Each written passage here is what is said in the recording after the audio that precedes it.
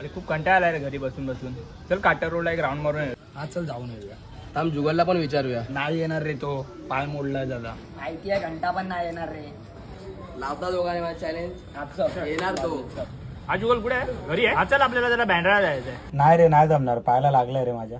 Okay okay okay चालेल. Hello जुगल, ऐक ना जरा चल ना मेपल स्टोअरला जाऊन येऊया.